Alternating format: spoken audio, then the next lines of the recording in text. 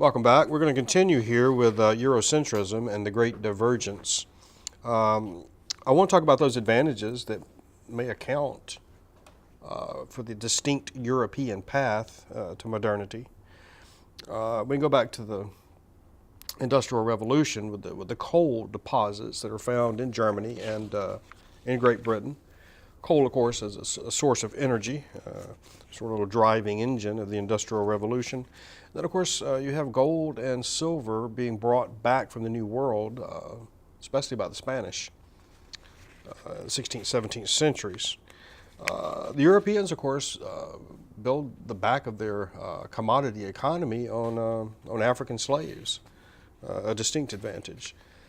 Some historians have pointed to the sort of warlike temperament of Europeans. That seems like a great generality, but you could probably make that argument.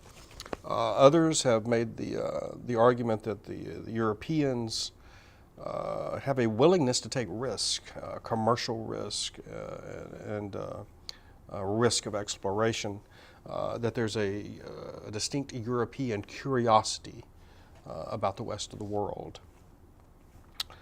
Of course, in the West, you have institutions of really deliberate innovation in the form of university research laboratories, industrial laboratories, government-run laboratories in the 20th century.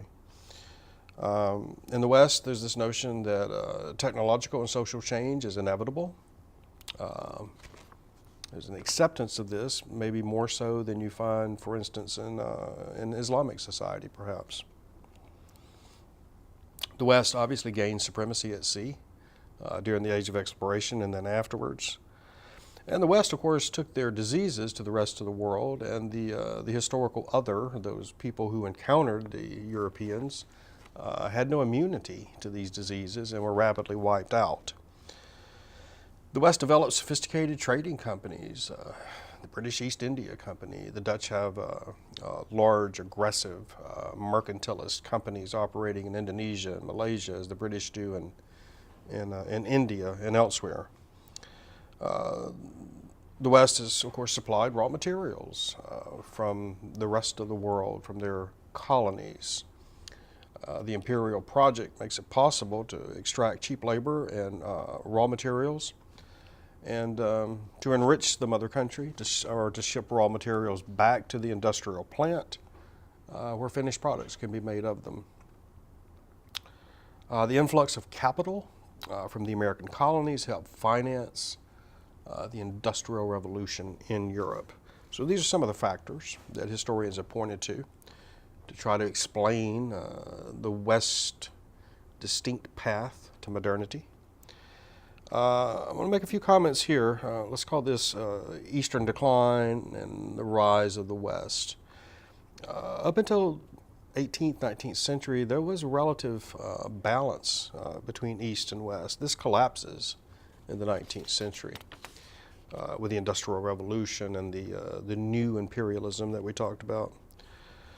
In China, businessmen, artisans, merchants have traditionally been subordinated to landowners and the sort of elite Mandarin bureaucracy in China.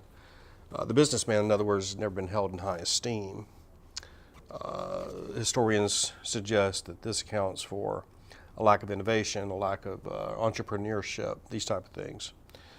Of course, in China, the notion of sort of endemic corruption, peasant unrest, military backwardness, all these things sort of invite European interference in Chinese society. Of course, once Mao and the communists take over in 1949, this will change dramatically. In the Muslim world, historians have suggested that there's sort of a blind conservatism clinging to this vanishing social order.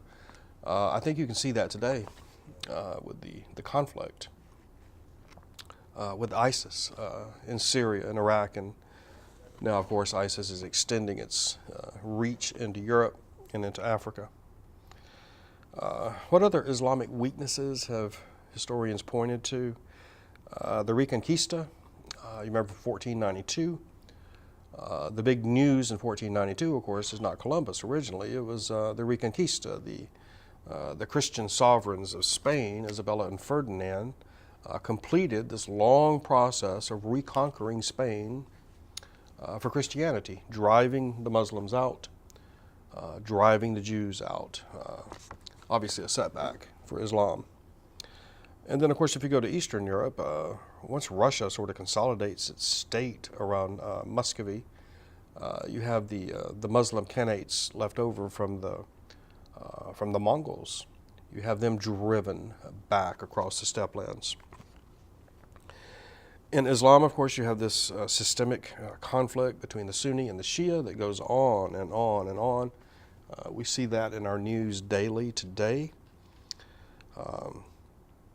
What are the Islamic responses to this diverging path or paths?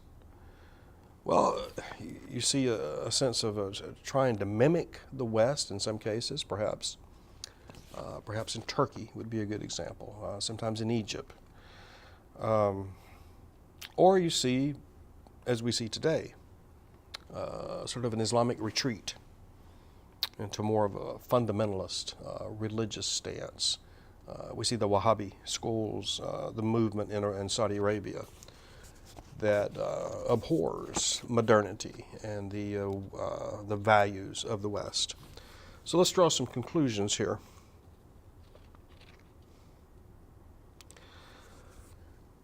One sort of big conclusion that historians have pointed to is that the European exploitation of colonies and colonial peoples, of cheap labor, natural resources, this is morally justified because the Europeans are bringing to these exploited peoples, they're bringing the gift of Western civilization, the market economy, representative government, Christianity.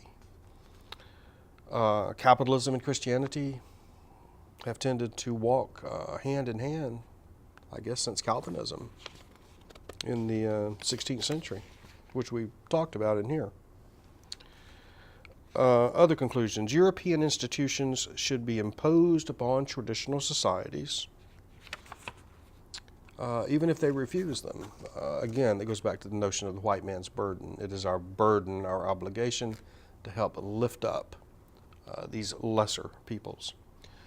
European and, of course, later American freedom is applicable to everyone. And, of course, we found out that this is not true. You can just look at Afghanistan and the Middle East, Iraq today to see that American freedom, Western freedom, is not applicable everywhere. And then, of course, finally, the great irony of all this is that these Western institutions have now been adopted by countries in the Pacific Rim, allies of the United States, Japan, Taiwan, South Korea.